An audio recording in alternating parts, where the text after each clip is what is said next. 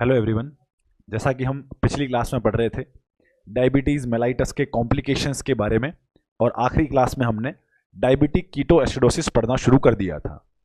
Diabetic ketoacidosis के अंदर हमने इसके होने के रिस्क फैक्टर क्या हैं, इसमें होता क्या है, और सिम्टम्स के बारे में डिस्कशन किया था। अब हम बात करेंगे इसके डायग्नोसिस मेजर के बारे में, मीन्स क्या इन्वेस्टिगेशन करवाए जाते हैं डायबिटिक कीटोएसिडोसिस। अगर आपको सस्पेक्ट होता है कि अगर आपको लगता है कि कहीं पेशेंट डीके में तो नहीं है, तो उस केस में क्या क्या इन्वेस्टिगेशन करवाए जाते हैं वो हम इसके अंदर पढ़ने वाले हैं। पहला इन्वेस्टिगेशन हमारा होता है that is blood sugar level. सबसे पहला तो पेशेंट, अगर ऐसा कोई डायबिटिक पेशेंट है और ऐसा कोई संभावना हमें लगती है, कॉम्प्लिकेशन के चांसेस लगते हैं, तो हम आते ही पेशेंट का ब्लड शुगर लेवल चेक करवाते हैं। और इस पेशेंट में हमें ब्लड शुगर लेवल जो है मोर देन 350 mg पर डेसीलीटर देखने को मिलेगा। मीन्स ब्लड शुगर जो है मोर देन 350 mg, हाइपरग्लाइसीमिया जैसा कि हमने सिम्टम के दौरान भी लिखा था, तो इस पेशेंट में हमें मोर देन 350 mg पर डीएल ब्लड शुगर लेवल देखने को मिल सकता है।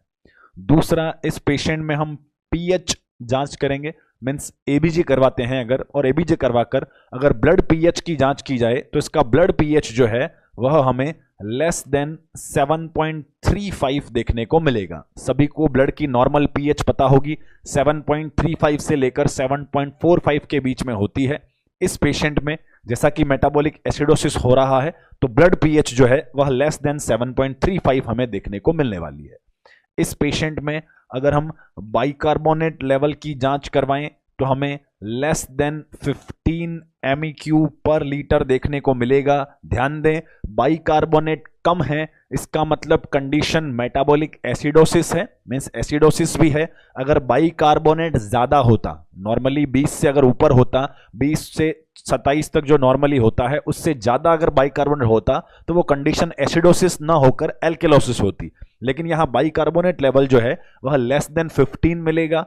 पीएच भी एसिडिक नेचर की मिलेगी, मतलब पेशेंट में प्रॉब्लम जो है वह मेटाबॉलिक एसिडोसिस को दर्शाता है।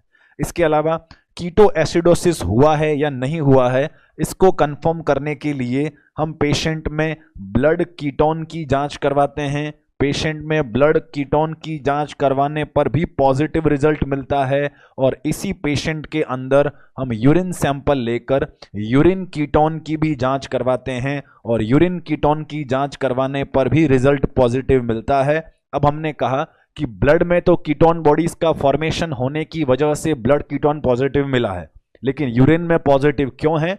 तो हमने पिछली क्लास में जो पॉइंट डिस्कस किया था कि ब्लड में एक्सेसिव कीटोन बॉडीज हो जाने पर उसके एक्सक्रीट आउट होने के दो मेन पाथवे थे, एक तो बाय द यूरिनरी ट्रैक्ट और दूसरा by the respiratory tract through the exhaled air.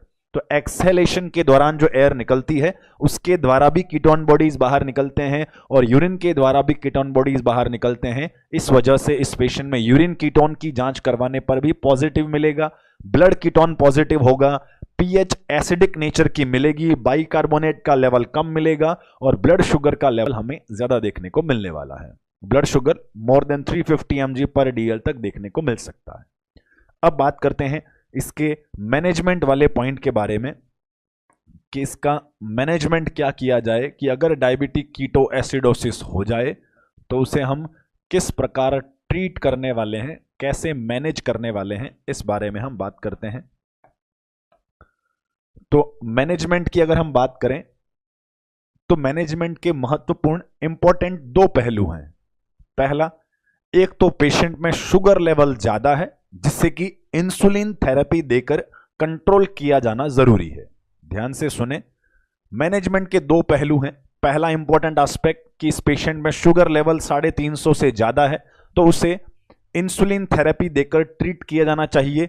और दूसरा, इस पेशेंट के अंदर डिहाइड्रेशन भी हो रखा है, पेशेंट शॉक वाली अवस्था में है, हाइपोटेंशन वाली अवस्था में है, तो उस पेशेंट को आईवी फ्लूइड थेरेपी भी चलाया जाना चाहिए। मींस ये दो इंपॉर्टेंट एस्पेक्ट हैं।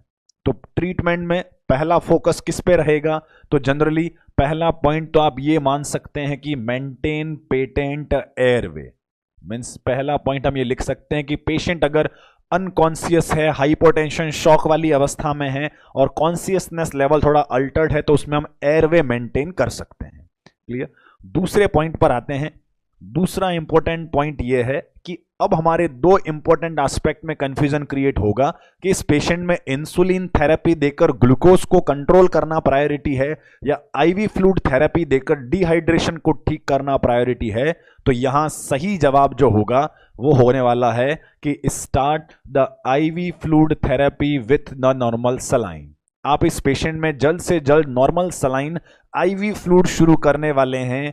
अब कई सारे लोगों को लगता है कि उन्होंने पढ़ा है कि पहले इंसुलिन देते हैं, पहले एनएस नहीं दिया जाना चाहिए, कि शुगर लेवल ज़्यादा इंपॉर्टेंट पॉइंट था। इस डायबिटिक कीटो एसिडोसिस के होने की वजह भी इंसुलिन का एब्सेंट होना थी, तो क्या इंसुलिन देना पहली प्रायोरिटी नहीं होगी? तो यहां ध्यान से सुने, आईवी फ्लूइड देना पहली प्रायोरिटी होने वाली है। क्यों है वो भी समझें। सबसे पहला, पेशेंट तो है शॉक वाली कंडीशन में, इसे अगर इंसुलिन दे दिया जाए तो क्या वो इंसुलिन इमीडिएटली पूरी बॉडी में सर्कुलेट हो पाएगा कि नहीं हो पाएगा? क्यों नहीं हो पाएगा, पहले आंसर सुन लें। अगर इस शॉक वाले पेशेंट को, शॉक में क्यों है वो भी समझ लें। हमने सिम्टम्स पढ़े थे और सिम्टम्स के अंदर हमने पेशेंट के शॉक में होने का जिक्र किया था कि डायबिटिक कीटोएसिडोसिस का पेशेंट शॉक में हो सकता है। तो इस पेशेंट के शॉक में होने की कंडीशन में अगर आप इंसुलिन थेरेपी का इंजेक्शन लगाते भी हैं तो वह पूरी बॉडी में सर्कुलेट नहीं हो पाएगा, क्योंकि पेशेंट का बीपी कम है, सर्कुलेटरी ब्लड वॉल्यूम भी कम है। और सर्कुलेटरी ब्लड वॉल्यूम कम क्यों है? क्योंकि पेशेंट में डिहाइड्रेशन है। इस वजह से पेशेंट को इंसुलिन थेरेपी अगर पहले दे भी दिया जाए तो भी कारगर साबित नहीं होगा, इफेक्टिव नहीं होने वाला है। इफेक्टिव क्यों नहीं होगा? क्योंकि insulin head to toe complete body part तक सर्कुलेट ही नहीं हो पाएगा। इसलिए इस पेशेंट के अंदर पहले तो हम सर्कुलेटरी वॉल्यूम बढ़ाना चाहते हैं, पहले डिहाइड्रेशन और शॉक को ट्रीट करना चाहते हैं। इसलिए हम इस पेशेंट में normal saline IV fluid therapy चलाने वाले हैं। अब आईवी फ्लूइड केवल चलाने से ही काफी हद तक पेशेंट की कंडीशन में सुधार आ जाएगा। क्लियर? अब पेशेंट की कंडीशन में सुधार केवल एनएस चला देने से कैसे आ जाएगा? इंसुलिन थेरेपी हमने अभी तक दिया नहीं है। कुछ इंप्रूवमेंट कैसे आएगा वो समझें। जैसे ही हम नॉर्मल सलाइन चलाएंगे, पेशेंट डिहाइड्रेशन और शॉक वाली कंडीशन से बाहर आ जाएगा। मींस इमीडिएटली अगर पेशेंट को 1 litre 1.5 litre normal saline fast fluid चढ़ा दिया जाए तो उस पेशेंट में डिहाइड्रेशन और शॉक वाली कंडीशन दूर हो जाएगी। क्लियर? इसके अलावा इस पेशेंट के अंदर उसके शुगर लेवल में भी थोड़ा गिरावट देखने को मिलेगी। जो शुगर लेवल पहले 350 से ऊपर था, 350 से ऊपर मतलब मान लेते हैं कि इस मरीज में शुगर लेवल 380 mg पर डेसीलीटर अगर था, तो केवल नॉर्मल सलाइन 1-1.5 लीटर चढ़ा देने से ही इसके शुगर लेवल में माइनर गिरावट तो हमें देखने को मिलने वाली है। अब बात करते हैं कि इस पेशेंट में स्लाइटली डिक्रीमेंट क्यों देखने को मिला। उसका रीजन ये है कि पहले सर्कुलेटरी वॉल्यूम कम था, खून की मात्रा ही कम थी, क्वांटिटी कम थी, तो उसमें शुगर की कंसंट्रेशन ज्यादा थी। अगर वहां पर क्वांटिटी ऑफ ब्लड बढ़ा दिया गया, हमने नॉर्मल सलाइन चढ़ाकर क्वांटिटी को इंक्रीज कर दिया, तो उसमें कंसंट्रेशन अपने आप डाउन होने वाली है। अगर समझ में नहीं आया तो इतना समझें, अगर 1 kg सोडियम क्लोराइड जो है NaCl अगर 5 लीटर पानी के अंदर घुला हुआ था, कितने पानी के अंदर? 1 किलो सोडियम क्लोराइड जो है वह 5 लीटर पानी के अंदर घुला हुआ था। इसकी कंसंट्रेशन ज्यादा थी, गाढ़ा सॉल्यूशन था। इसी में अगर मैं 2 लीटर वाटर और ऐड कर देता हूं तो क्या नमक की कंसंट्रेशन बढ़ जाएगी या कम हो जाएगी? तो जवाब होगा कि अगर पानी की मात्रा बढ़ेगी, अगर वाटर कंटेंट बढ़ेगा तो कंसंट्रेशन ऑफ सोडियम क्लोराइड कम होने वाला है। वैसी ही इंसिडेंट जो है वह हमारे ब्लड के अंदर हुई है। पहले वॉल्यूम ऑफ ब्लड कम था तो कंसंट्रेशन 380 mg पर DL था, हमने नॉर्मल सलाइन चढ़ाया, क्वांटिटी ऑफ ब्लड बढ़ गया, जिससे शुगर लेवल स्लाइटली डिक्रीज देखने को मिलेगा। हम यहां स्लाइटली डिक्रीज की बात कर रहे हैं, कंप्लीटली शुगर लेवल के मैनेज हो जाने की बात नहीं कर रहे हैं। अब स्लाइटली शुगर लेवल कम हुआ, उसके बाद में अब हम उस पेशेंट के अंदर इंसुलिन थेरेपी चलाने वाले हैं। अब इंसुलिन थेरेपी जो है, अब इस पेशेंट के अंदर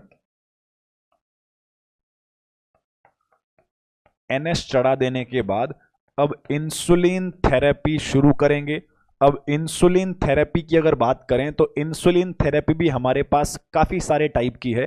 काफ़ी सारे टाइप मीन्स हमारे पास रैपिड एक्टिंग इंसुलिन भी है, शॉर्ट एक्टिंग इंसुलिन है, इंटरमीडिएट एक्टिंग इंसुलिन, काफ़ी सारे प्रकार के इंसुलिन हैं। तो हम यहाँ पर कौन सा इंसुलिन कॉमनली इस्तेमाल करते हैं, तो हम शॉर्ट एक्टिंग इंसुलिन जो कि रेगुलर इंसुलिन होता है वह कॉमनली इमरजेंसी केसेस में इस्तेमाल करते हैं। और रेगुलर इंसुलिन जो होता है उसे हम कौन से रूट से देने वाले हैं, उसे हम आईवी रूट से देने वाले हैं। Regular insulin short acting insulin है और शॉर्ट एक्टिंग इंसुलिन को हम आईवी और सबक्यूटेनियस दोनों रूट से लगा सकते हैं। हमारे यहां जब life threatening condition diabetic ketoacidosis अगर कॉज हुआ है तो उसे हम आईवी रूट से देना बेहतर समझेंगे। तो आप रेगुलर इंसुलिन आईवी रूट से देते हैं, लेकिन ध्यान दें आईवी रूट से इंसुलिन देते समय भी हम इमीडिएटली इंसुलिन का डोज पुश नहीं करने वाले हैं। एक निश्चित लोडिंग डोज हम जरूर पुश करते हैं, उसके बाद एक कंटिन्यूअस मेंटेनेंस डोज के लिए हम इन्फ्यूजन पंप की मदद से इंसुलिन को चलाने वाले हैं। मींस एडवाइज्ड ये होगा कि आप 5 यूनिट तो स्टेट दे दिया जाए। ध्यान दें कि डीके के पेशेंट में जब अगर आप आईसीयू केयर दे रहे हैं, आईसीयू में पेशेंट एडमिट है, तो वहां इंसुलिन का डोज कैसे प्रेस्क्राइब्ड होगा वो भी समझ लें। डोज ये होगा कि 5 units insulin stat and then 2 units per hour. ध्यान दे ये लिखा गया है कि 5 यूनिट तो तुरंत देना है और 2 यूनिट्स पर आवर देना है। तो ऐसे केस में हम ये करते हैं कि 5 यूनिट लेकर तो डायरेक्टली आईवी दे देते हैं और उसके बाद रिमेनिंग जो है 2 यूनिट्स पर आवर लिखा है तो उसे इन्फ्यूजन पंप में एक फिक्स रेट सेट करके उसको चलाते हैं। तो ध्यान रखें कि जब भी हम रेगुलर इंसुलिन आईवी रूट से दे रहे हैं इन डायबिटिक कीटोएसिडोसिस के मरीज के अंदर, तो उसे हमें इन्फ्यूजन पंप की मदद से एक फिक्स रेट के आधार पर देना होता है। ज्यादा एक्सेसिव भी नहीं देना है और कम भी नहीं देना है। तो एक फिक्स रेट से देने के लिए इन्फ्यूजन पंप का इस्तेमाल हम कर सकते हैं। तो ये हो गए हमारे मैनेजमेंट का तरीका। पहले एयरवे मेंटेन करना, दूसरा नॉर्मल सलाइन आईवी फ्लूइड्स देना इमीडिएटली, और उसके बाद इंसुलिन थेरेपी शुरू करना। इंसुलिन थेरेपी देने से शुगर कंट्रोल करेंगे और एनएस आईवी फ्लूइड देकर हम इस पेशेंट में डिहाइड्रेशन और शॉक को ट्रीट करने की कोशिश कर रहे हैं। अब ध्यान दें, during treatment of the patient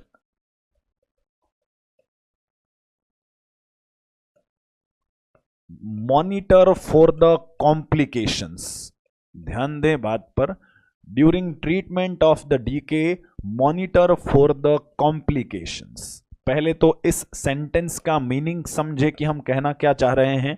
इसका मीनिंग यह है कि जब पेशेंट को ये इलाज चल रहा होगा, इलाज क्या चल रहा होगा, एनएस आईवी फ्लूइड चल रहा होगा और साथ ही साथ इन्फ्यूजन पंप से इंसुलिन चल रहा होगा। जब ये ट्रीटमेंट चल रहा है डीके के मरीज में, during treatment of the DK, जब ट्रीटमेंट चल रहा है, मॉनिटर फॉर द कॉम्प्लिकेशंस, उस दौरान भी उसे कंटिन्यूअसली ऑब्जर्व करना जरूरी है। ऑब्जर्व करना क्यों जरूरी है? क्योंकि इस डीके के पेशेंट के अंदर ट्रीटमेंट के दौरान भी life threatening problem, complications create हो सकते हैं। इसके लिए पेशेंट को लगातार मॉनिटर करना जरूरी है। अब किस चीजों के लिए मॉनिटर करना है? 2 कॉम्प्लिकेशन होने के चांस होते हैं। पहला तो होता है दैट इज हाइपोकैलेमिया। पहला कॉम्प्लिकेशन तो हो सकता है हाइपोकैलेमिया और दूसरा कॉम्प्लिकेशन हो सकता है हाइपोग्लाइसीमिया। अब ध्यान दें, हाइपोकैलेमिया और हाइपोग्लाइसीमिया का मतलब क्या है, क्या रीजन है? हाइपोकैलेमिया इस वजह से हो सकता है कि जब हम ट्रीटमेंट के तौर पर इंसुलिन थेरेपी चलाएंगे तो इंसुलिन का पोटेशियम लेवल पर क्या एक्शन होता है, ये हम फंक्शंस ऑफ इंसुलिन के दौरान पढ़ चुके हैं। नहीं याद हो तो कॉपी खोल के देख लें कि इंसुलिन के फंक्शंस क्या होते हैं। फंक्शंस में हमने पढ़ा था कि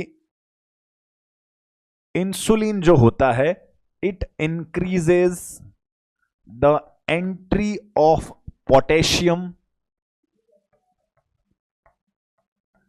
इनटू द सेल। ध्यान दें, पोटेशियम की सेल के अंदर एंट्री को बढ़ावा देता है। मीनिंग यह है कि जब भी हम किसी पेशेंट में इंसुलिन थेरेपी देते हैं, इंसुलिन सर्कुलेशन में जाएगा और सर्कुलेशन में जाकर ग्लूकोज को तो हमारी सेल के अंदर भेजेगा ही, लेकिन साथ ही साथ वह पोटेशियम को भी सेल के अंदर एंटर करवा देता है।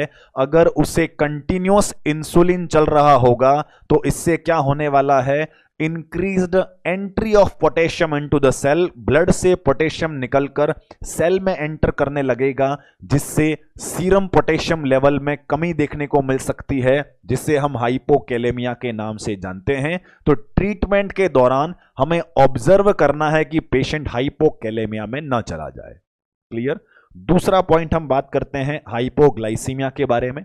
अब एक पॉइंट और ध्यान रखें, हाइपोकैलेमिया के लिए ऑब्जर्व तो करना है, मींस एवरी हम 4 आवरली इस पेशेंट का एबीजी भी करते हैं, सीरम पोटेशियम लेवल की भी जांच करवाते हैं। हमें प्रिवेंट करने के लिए यह करना है कि अगर डीके का ट्रीटमेंट चल रहा है और इंसुलिन थेरेपी चल रहा है तो उसका जो NSIV फ्लूइड चलाया गया है उसके अंदर पोटेशियम इंजेक्शन को ऐड कर देना चाहिए, ताकि उसे NS के साथ पोटेशियम मिलता रहे और इंसुलिन जब पोटेशियम की सेल में एंट्री करवाता रहे तो ब्लड के अंदर पोटेशियम लेवल में कमी ना हो। इसके लिए हमें प्रिवेंट करने के लिए यह करना है कि add the potassium injection in the IV fluids. ध्यान दें, दोनों पॉइंट को समझें। पहला कि डीके का इलाज चल रहा है तो 2 कॉम्प्लिकेशन आ सकते हैं। पहला तो पेशेंट हाइपोकैलेमिया में जा सकता है। हाइपोकैलेमिया में क्यों जा सकता है? क्योंकि इंसुलिन देने पर इंसुलिन पोटेशियम की सेल में एंट्री को बढ़ाता है, जिससे पेशेंट हाइपोकैलेमिया में जा सकता है। तो फिर प्रिवेंट करने के लिए क्या करें? प्रिवेंट करने के लिए add the potassium in the IV fluids of the patient. IV fluid के अंदर पोटेशियम को ऐड करना है। दूसरे पॉइंट पर आते हैं, हाइपोग्लाइसीमिया होने के चांसेस हैं। अब हाइपोग्लाइसीमिया तो क्यों हो सकता है, इसका रीजन तो क्लियर होना ही चाहिए। क्यों हो सकता है? पेशेंट का शुगर लेवल था लगभग 350 mg/dl से ऊपर। ध्यान दें, पेशेंट का शुगर लेवल था 350 mg/dl से ऊपर। हमने इलाज के तौर पर क्या चलाया है? इंसुलिन थेरेपी चलाया है। क्या इंसुलिन उस शुगर लेवल को कम करेगा? तो बिल्कुल करने वाला है। लेकिन अगर आपने इंसुलिन का डोज बहुत इमीडिएटली चला दिया, बहुत फास्ट पुश कर दिया और मॉनिटरिंग प्रॉपर नहीं किया, तो इंसुलिन के ज्यादा लग जाने की स्थिति में हाइपोग्लाइसीमिया होने के चांसेस रहने वाले हैं। अब उसे प्रिवेंट कैसे करें? उसे प्रिवेंट करने के लिए करना है कि जब भी किसी पेशेंट में इंसुलिन चल रहा है तो हमें उस पेशेंट में ब्लड शुगर लेवल की मॉनिटरिंग करते रहना है। क्लियर? ब्लड शुगर लेवल को मॉनिटर करते रहना है। कब मॉनिटर करना है? Every 1 hourly. ध्यान दें, हमें ब्लड शुगर लेवल को मॉनिटर करना है। कब मॉनिटर करना है? एवरी 1 आवरली, मीन्स हर 1 घंटे के अंदर उस पेशेंट में निडल प्रिक करके शुगर की जांच करते रहना है। और अगर आपको इस पेशेंट के अंदर sugar level less than 250 mg/dl मिलता है तो तुरंत उसके IV फ्लूइड के अंदर डेक्सट्रोज ऐड कर देना है।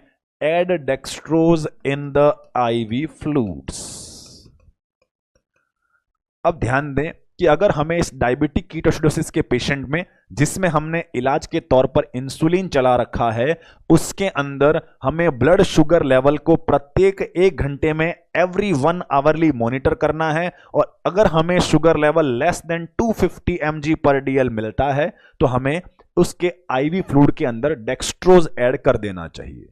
अब यहां पर काफी सारे लोगों के दिमाग में एक क्वेश्चन आ रहा होगा कि सर शुगर लेवल 250 से कम होते ही उसमें डेक्सट्रोज क्यों ऐड कर दिया? हमारा नॉर्मल शुगर लेवल तो 100 के आसपास होता है। जब शुगर लेवल 100 के आसपास होता तब उसे हम नॉर्मल ब्लड शुगर लेवल मानते हैं। यहां 250 से थोड़ा कम होते ही हमने और ग्लूकोज देना क्यों शुरू कर दिया? तो उसका रीजन यह है कि अगर अभी पेशेंट का शुगर लेवल 250 से कम आ गया है, क्या अभी भी इंसुलिन चालू था? तो यहां इसके लिए याद करना होगा कि हमने लिखा था कि पेशेंट में रेगुलर इंसुलिन जो चल रहा है वह कंटिन्यूअस आईवी रूट से चल रहा है, और किसके माध्यम से चल रहा है, वह इन्फ्यूजन पंप के माध्यम से चल रहा है। अब हमने पेशेंट का शुगर लेवल चेक किया, हमें 240 मिलता है। क्लियर? क्या अभी भी इंसुलिन चल रहा है? तो जवाब होगा कि सर बिल्कुल चल रहा है, इन्फ्यूजन पंप से लगातार जा रहा है। अगर मैं अभी इमीडिएटली इंसुलिन को स्टॉप कर दूं तो क्या तब भी अगले कुछ घंटों तक वह शरीर में इंसुलिन का एक्शन रहेगा? तो जवाब होगा कि बिल्कुल रहेगा। जो अभी बॉडी में इंजेक्ट हुआ होगा, क्या वो इंसुलिन अगले कुछ घंटों तक बॉडी में एक्शन दिखाएगा कि नहीं दिखाएगा? तो जवाब होगा कि सर बिल्कुल दिखाएगा, अगर बॉडी में गया है तो। और अगर वो एक्शन दिखाता रहेगा तो अगले कुछ घंटों में जो शुगर लेवल अभी 250 से कम दिख रहा है, अगर ध्यान नहीं दिया गया तो वो अगले 2-3 घंटों के अंदर वह 100 से भी नीचे पहुंच सकता है, लेस देन 60 भी पहुंच सकता है, हाइपोग्लाइसीमिया भी कॉज करवा सकता है। इसलिए हमें सावधानी बरतने के लिए हमें इस पेशेंट में जैसे ही डेक्सट्रोज का लेवल, शुगर का लेवल लेस देन 250 मिलता है, उसके आईवी फ्लूइड के अंदर हमें डेक्सट्रोज ऐड कर देना होता है। क्लियर? तो ये 2 इंपॉर्टेंट पॉइंट थे जो हमें याद रखने हैं। अब बात करेंगे हम डायबिटीज मेलाइटस के एक्यूट कॉम्प्लिकेशन में तीसरे प्रकार का। हमारा दूसरा कॉम्प्लिकेशन पूरा हो चुका है, डायबिटिक कीटोएसिडोसिस। मैनेजमेंट के 3 पॉइंट याद रखने हैं, एयरवे, आईवी फ्लूइड और इंसुलिन। जब ट्रीटमेंट चल रहा है तो कितने पॉइंट मॉनिटर करने हैं? 2। एक तो कहीं पोटेशियम कम ना हो जाए और दूसरा हमारा शुगर लेवल कम ना हो जाए। क्लियर? अब बात करते हैं इसके अगले कॉम्प्लिकेशन के बारे में। हमारा अगला कॉम्प्लिकेशन होता है दैट इज HHNS। HHNS, इसका मीनिंग समझें। HHNS की फुल फॉर्म होती है that is hyperglycaemic hyper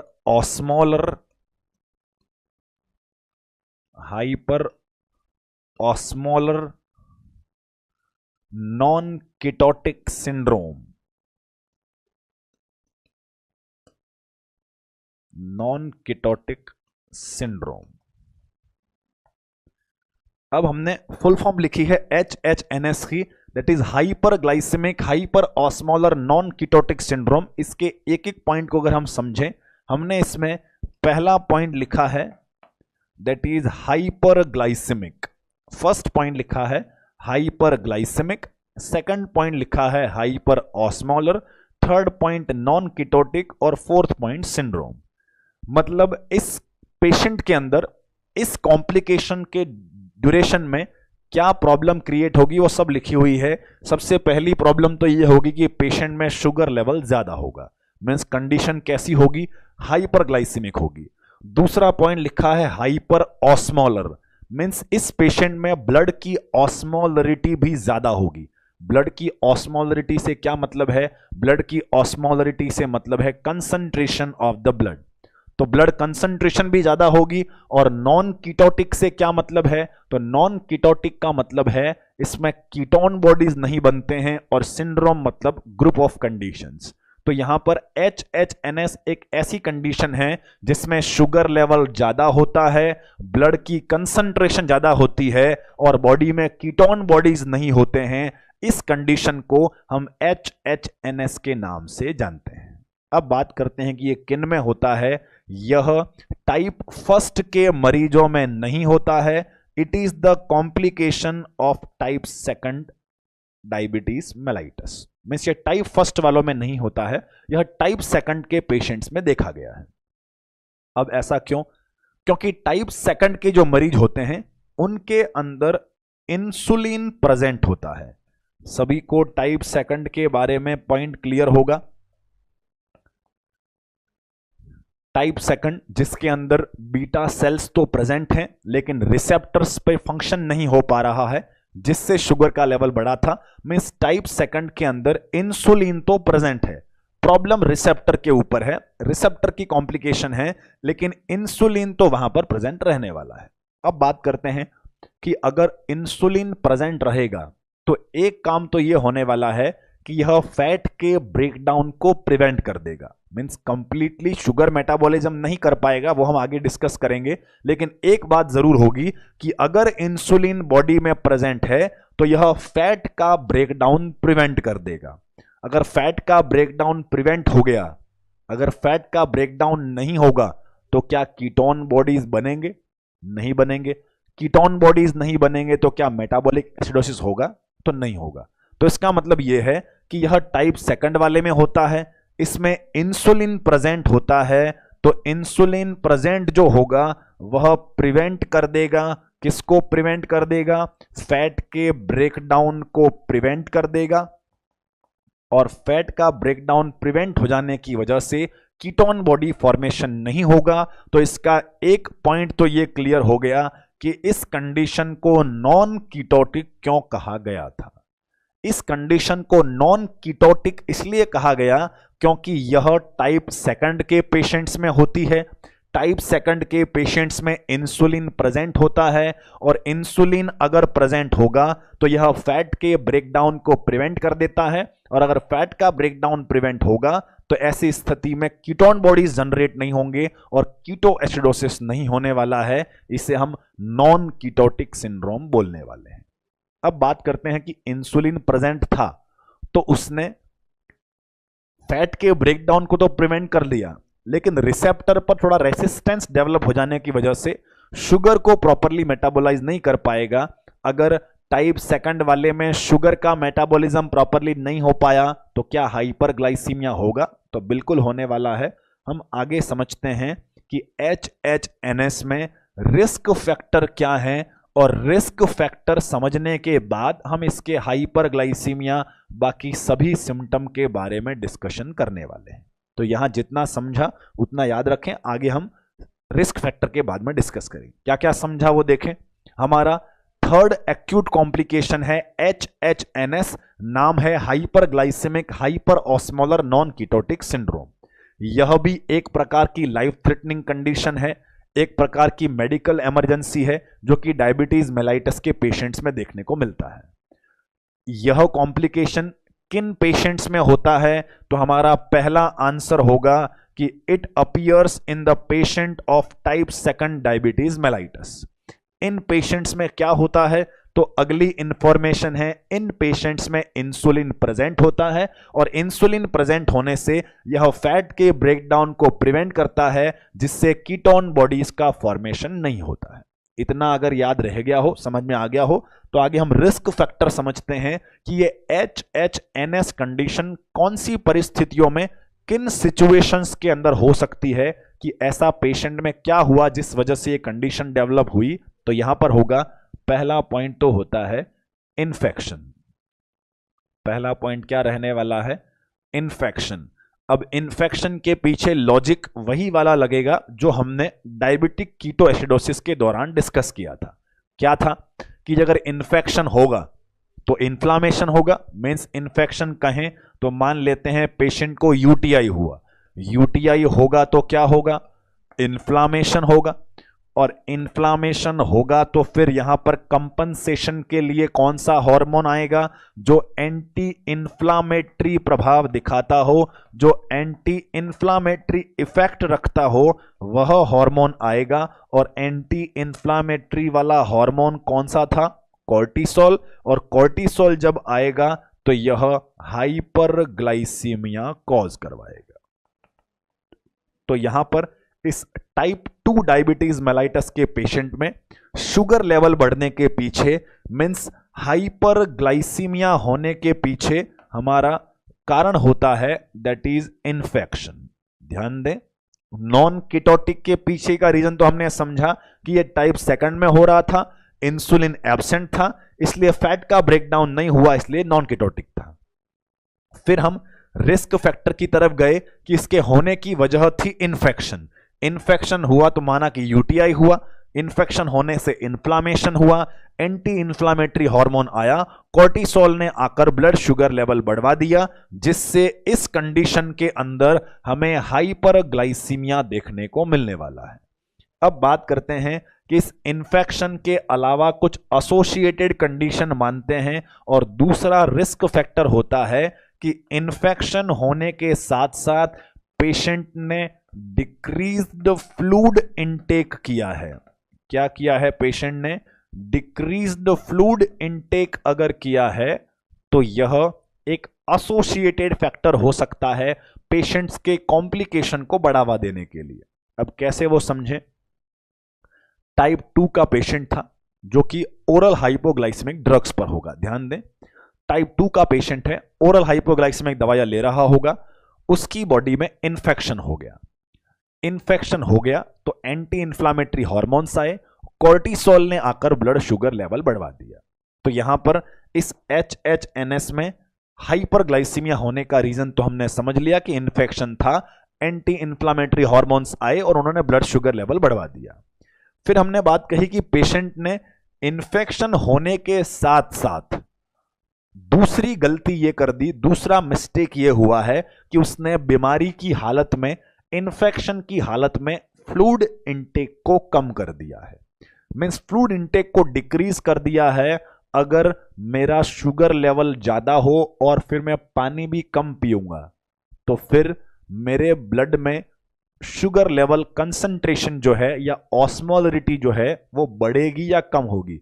तो जवाब होगा कि अगर पानी इनटेक नहीं किया गया तो धीरे धीरे सर्कुलेटरी वॉल्यूम कम होने लगेगा, जिससे उसके अंदर शुगर कंसंट्रेशन बढ़ने लगेगी। और अगर पानी कम पिया जाए तो खून गाढ़ा हो जाएगा, और खून का गाढ़ा होना ही क्या कहलाता है? That is the hyper osmolar condition.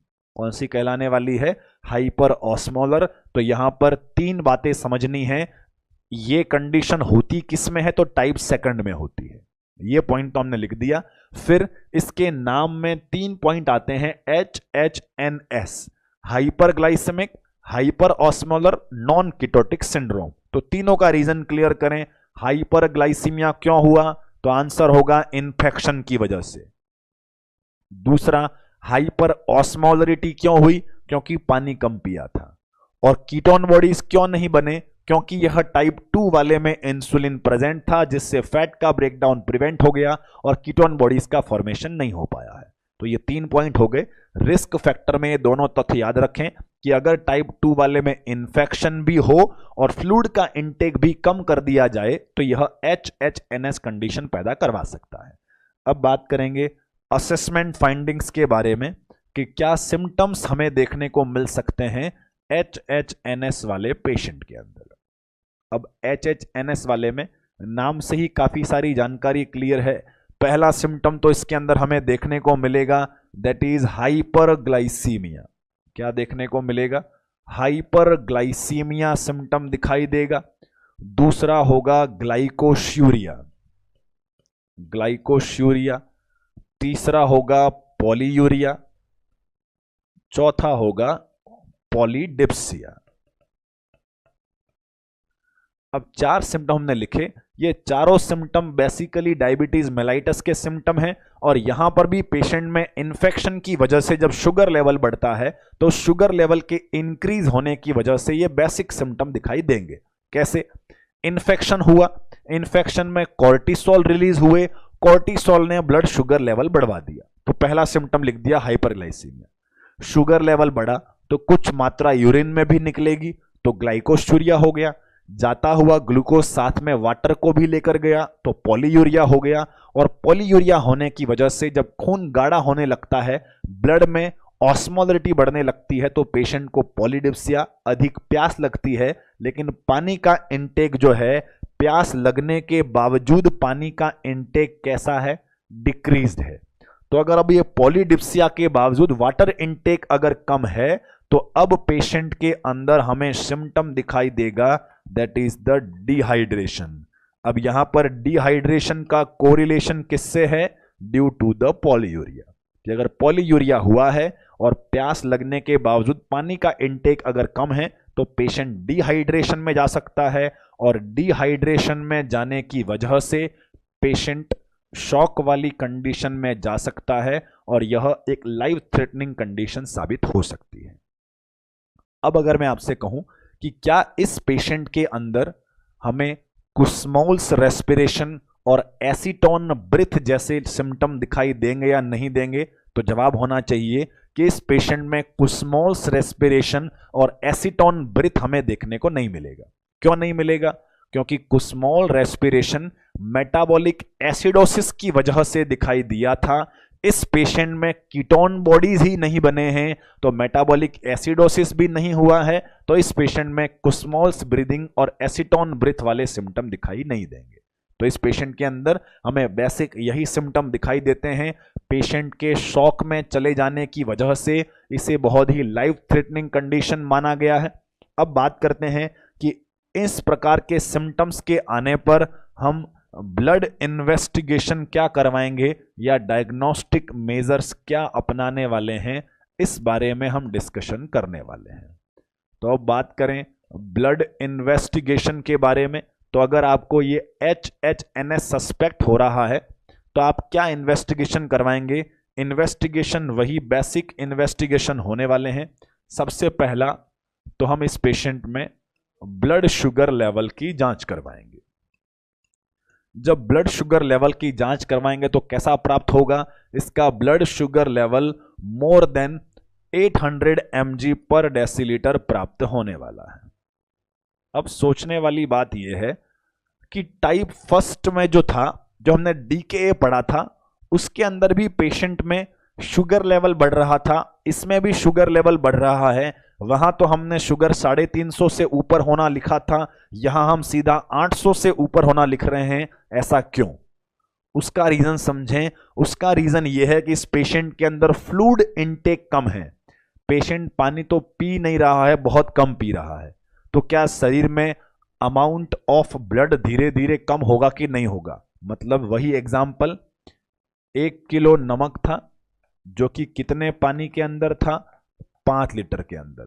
मान लेते हैं 1 kg NaCl जो था 5 लीटर पानी के अंदर था। अगर पानी की मात्रा लगातार कम होती रहे, कम कैसे हो रही है? पेशेंट पानी नहीं पी रहा है, यूरिन तो निकल ही रहा है, अब धीरे धीरे पानी की मात्रा हो गई 3 लीटर और अभी भी उसमें नमक जो है वह 1 किलो है। तो अब कंसंट्रेशन की बात करें, अगर उसकी ऑस्मोलरिटी की बात करें, तो ये सॉल्यूशन पहले की तुलना में गाढ़ा होगा कि पतला होगा? तो जवाब यही होगा कि अब इस पानी में सोडियम की कंसंट्रेशन जो हो ज्यादा हो गई होगी, क्योंकि अमाउंट ऑफ वाटर कम हो गया है।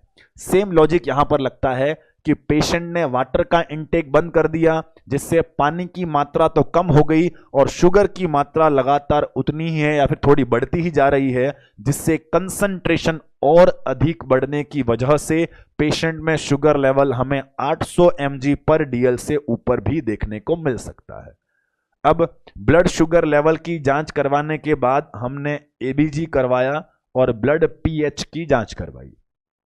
ब्लड pH की जांच करवाई तो हमें ब्लड pH मोर देन 7.35 देखने को मिलता है और 7.35 से लेकर 7.45 के बीच में ही मिलता है।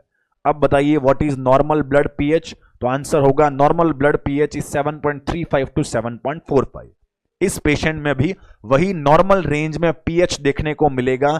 pH 7.35 से कम या एसिडिक नेचर का देखने को नहीं मिलेगा। अब क्यों देखने को नहीं मिलेगा? तो आंसर होगा कि इस पेशेंट के अंदर कीटोन बॉडीज का फॉर्मेशन तो हुआ ही नहीं है, और कीटोन बॉडीज अगर नहीं बने हैं तो फिर एसिडोसिस नहीं होगा, इसलिए इसका ब्लड pH हमें नॉर्मल देखने को मिलने वाला है। फिर हम बात करें इस पेशेंट के अंदर हम बाइकार्बोनेट लेवल की जांच करवाएं तो क्या मिलेगा? बाइकार्बोनेट भी इसमें मोर देन 20 MEQ पर लीटर ही देखने को मिलेगा, क्योंकि एसिड बेस डिस्टर्बेंस तो हुआ ही नहीं है, ना एसिडोसिस हुआ है ना एल्केरोसिस हुआ है, तो इसका बाइकार्बोनेट लेवल भी हमें नॉर्मल दिखाई देगा। देन हम बात करें इस पेशेंट के अंदर हम ब्लड कीटोन और यूरिन कीटोन की जांच करवाएं तो इस पेशेंट में ब्लड कीटोन भी नेगेटिव देखने को मिलेगा, और अगला रिपोर्ट हमारा इस पेशेंट में यूरिन कीटोन जो है वह भी हमें नेगेटिव ही देखने को मिलेगा।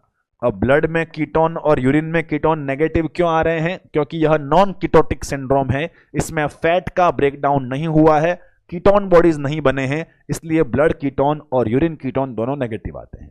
तो ये 5 इन्वेस्टिगेशन हमने डायबिटिक कीटो एसिडोसिस में भी करवाए थे और वहीं 5 इन्वेस्टिगेशन हमने HHNS के लिए भी करवाए हैं। तो हम रिजल्ट को देखकर दोनों में डिफरेंशिएशन कर सकते हैं कि पेशेंट DKA का है या HHNS का है। ये हम डिफरेंशिएट कर सकते हैं। कैसे करेंगे वो समझें।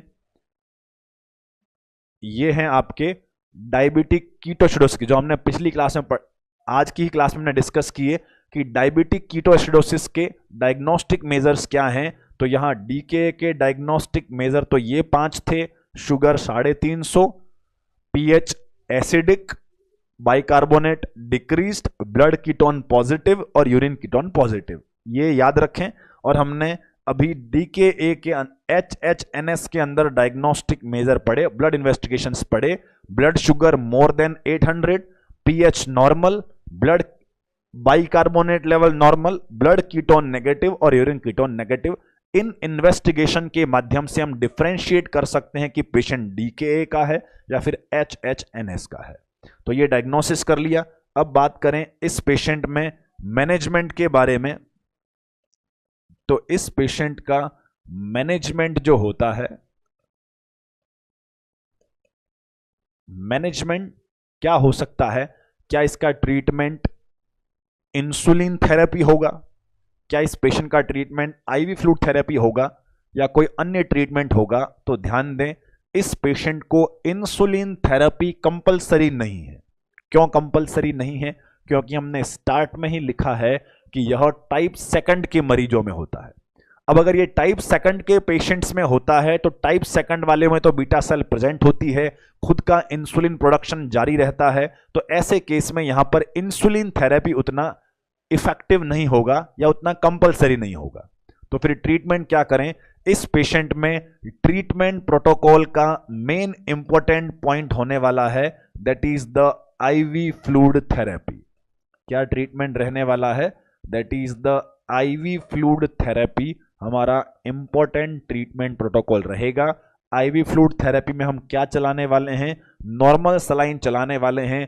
नॉर्मल सलाइन अगर चढ़ाया जाए तो इस पेशेंट की कंडीशन में सुधार आ जाएगा। ओनली IV फ्लूइड ही इस पेशेंट को काफी हद तक ठीक कर देते हैं।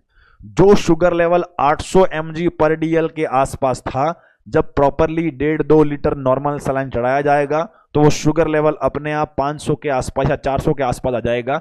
उसके बाद में उसे ओरल हाइपोग्लाइसेमिक दवाइयां या जो रूटीन टाइप 2 का जो ट्रीटमेंट चल रहा था वो ट्रीटमेंट प्रोटोकॉल वापस फॉलो करवाएंगे। तो यहां बेसिक मैनेजमेंट एस्पेक्ट में जो हम HHNS के लिए करते हैं वो होता है IV फ्लूइड थेरेपी और नॉर्मल सलाइन चलाने वाले हैं। कुछ पेशेंट्स के अंदर शुगर को कंट्रोल करने के लिए अगर 800 से 400 तक आ गया है, उसे थोड़ा और कम लाने के लिए कभी कभार हम इंसुलिन थेरेपी भी काम में ले सकते हैं, टाइप 2 वाले में भी। लेकिन इंसुलिन थेरेपी उतना बेस्ट इफेक्टिव नहीं है यहां पर जितना वो DKA वाले के लिए था, कि DKA वाले में तो इंसुलिन चाहिए ही चाहिए, कंपलसरी था। वैसा कंपलसरी हमारा HHNS में नहीं होता, क्योंकि यह टाइप 2 के अंदर होता है और इसमें खुद का इंसुलिन प्रेजेंट होता है। तो इसलिए IV fluid therapy with normal saline इसका बेस्ट मैनेजमेंट का तरीका होने वाला है। तो ये हो गया HHNS के बारे में। HHNS को लाइफ थ्रेटनिंग क्यों माना गया वो भी समझ लें। इसको लाइफ थ्रेटनिंग मानने की वजह यह है कि इसमें हमें जो सिम्टम दिखाई दिए थे उसमें सबसे लाइफ थ्रेटनिंग पॉइंट था पेशेंट का डिहाइड्रेटेड हो जाना और शॉक में चला जाना, और उसी को ठीक करने के लिए हमने मैनेजमेंट के तौर पर IV fluid therapy normal saline को बेस्ट माना है। Insulin can be administered but it is not as much effective as in the diabetic ketoacidosis. Clear? तो ये हो गया हमारा HHNS के बारे में।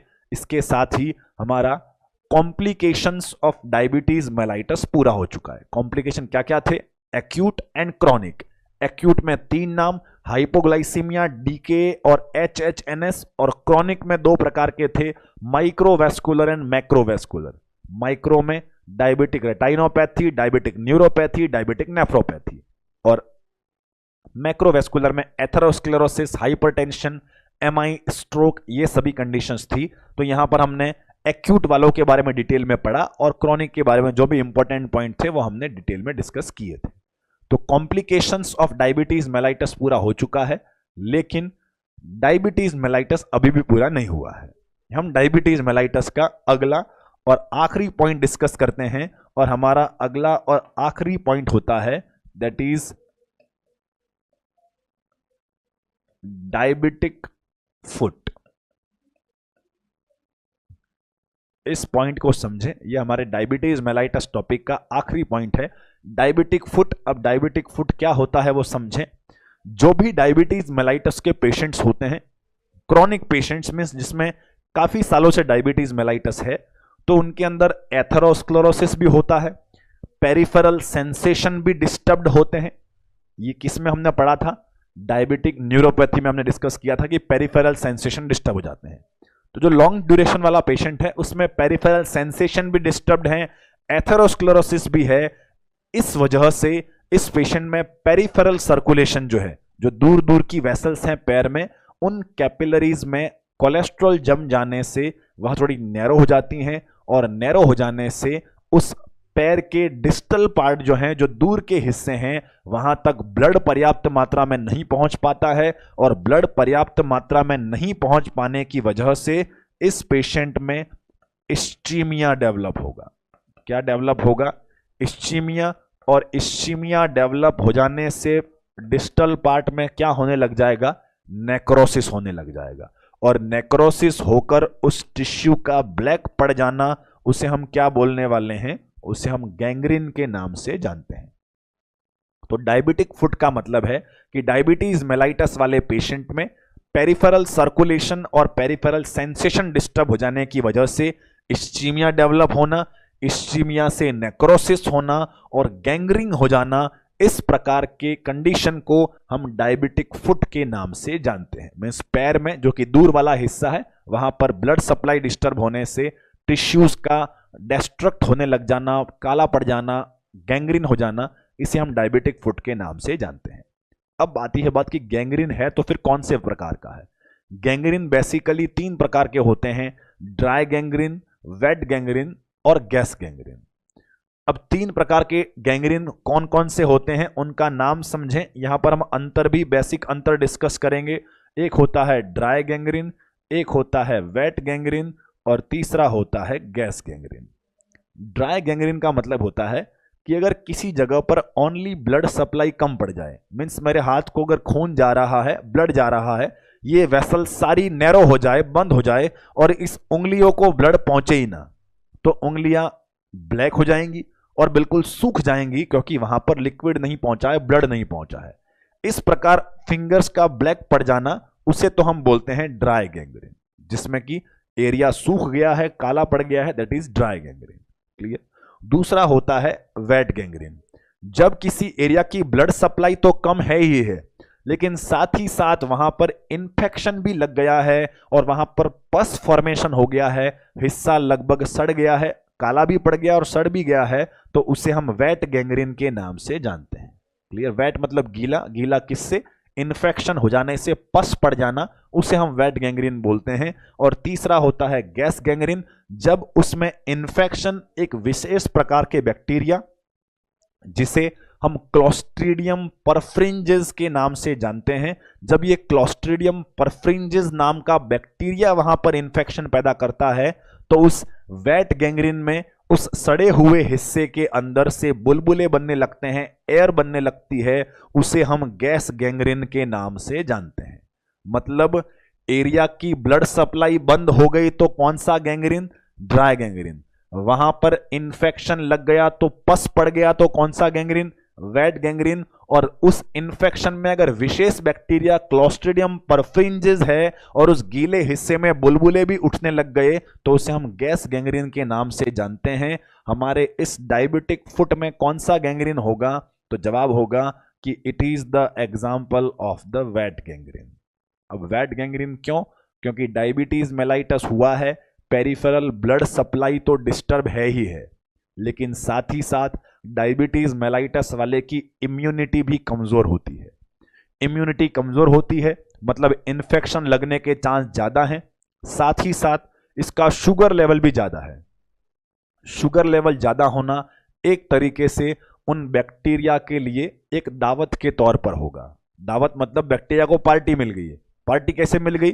कि अगर बैक्टीरिया बॉडी में आया हमारी बॉडी में आता है तो बेसिकली ये होना चाहिए था कि हमारा इम्यून सिस्टम उसको अटैक करके खत्म कर देना चाहिए था। मतलब एग्जाम्पल के तौर पर मान लिया मुझे पैर में कहीं कोई कट लग जाती है, कोई खरोच लग जाती है, और वहां पर अगर बाहर धूल मिट्टी के कण लगने से अगर बैक्टीरिया आ गया है तो हमारा इम्यून सिस्टम उस बैक्टीरिया को मार देना चाहिए था।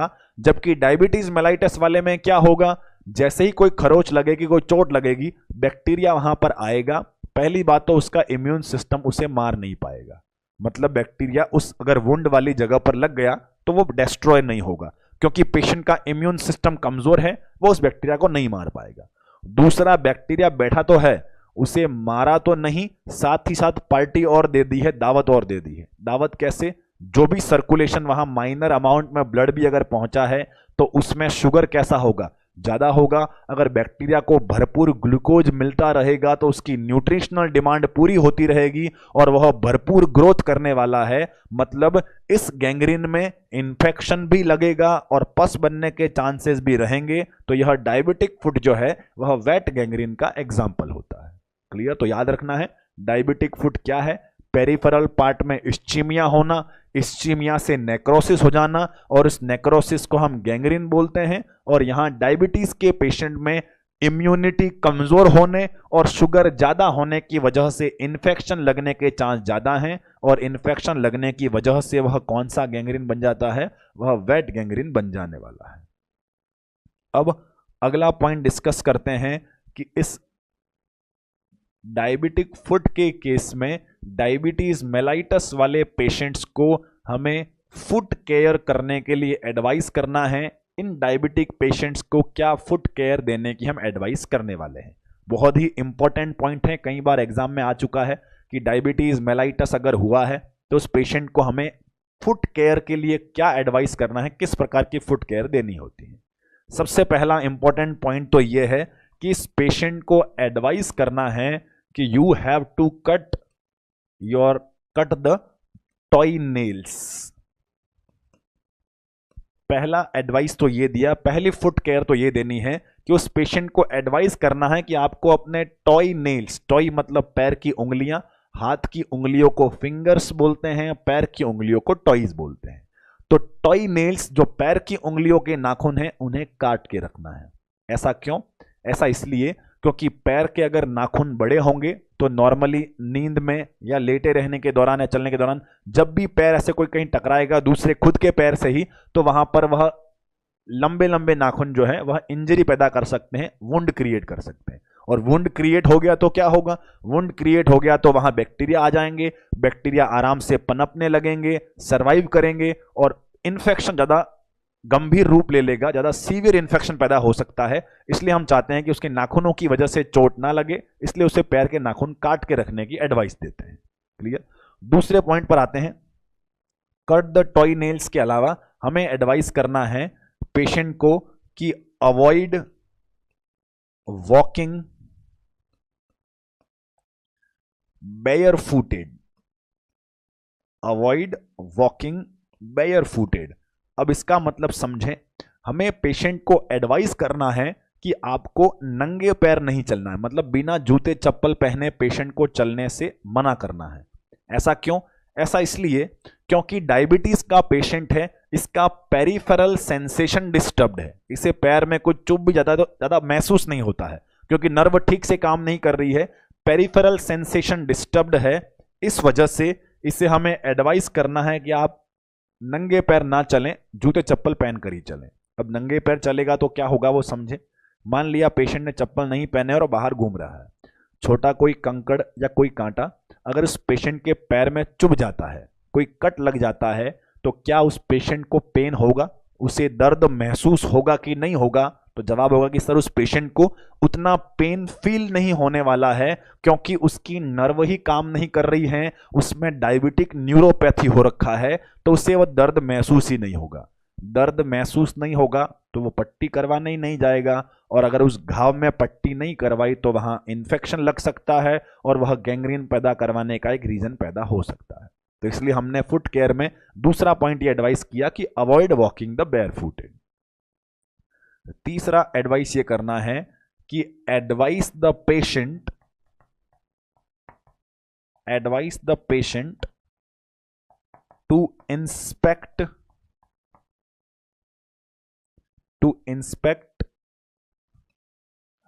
द फुट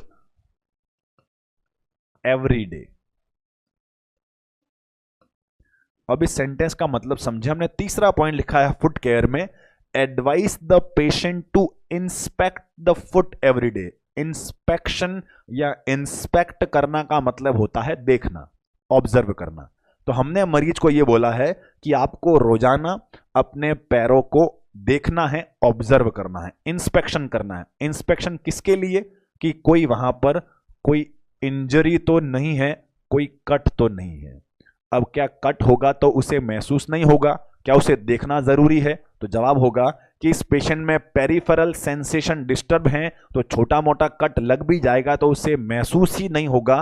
तो हम चाहते हैं कि उस पेशेंट को बोलें कि आप रोज अपने पैर को एक बार ऑब्जर्व जरूर कर लें कि छोटे मोटे कहीं कट तो दिखाई नहीं दे रहे हैं, इंजरी तो दिखाई नहीं दे रही है। अगर उसे इंजरी दिखाई देती है तो उसे एडवाइस करना है कि उस वुंड को जल्द से जल्द क्लीन किया जाए और उस घाव को क्लीन करने के बाद में कवर किया जाए। उस घाव को पहले तो क्लीन करना है और कवर करना है। अब क्लीन एंड कवर क्यों करना है? क्योंकि अगर छोटी मोटी इंजरी है उसे साफ करके नहीं ढका गया तो एनवायरमेंटल एक्सपोजर होने पर बैक्टीरिया वहां पर आएंगे और बैक्टीरिया वहां पर सरवाइव कर जाएंगे ड्यू टू डिक्रीज्ड इम्यूनिटी, और वह एक बड़ा इन्फेक्शन पैदा कर सकते हैं। इस वजह से हमें एडवाइस करना है कि रोजाना अपने पैर को इंस्पेक्ट करें कि छोटा मोटा कहीं कट या इंजरी तो नहीं है। अगर इंजरी है तो जल्द से जल्द उसे क्लीन करें और उसे प्रॉपर ड्रेसिंग के माध्यम से कवर किया जाए ताकि इन्फेक्शन की सीवियरिटी को बढ़ने से रोका जा सके। तो ये हो गए हमारे 3 इंपॉर्टेंट पॉइंट जो कि हमें डायबिटीज मेलाइटस वाले पेशेंट में फुट केयर के लिए एडवाइस करने हैं।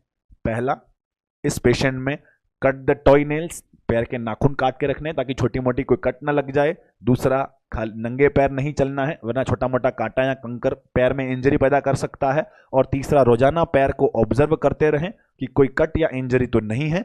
अगर इस पेशेंट में इंजरी है तो उस केस में हमें उसे क्लीन करना है और उसे कवर करके रखना है जब तक कि घाव भर नहीं जाता।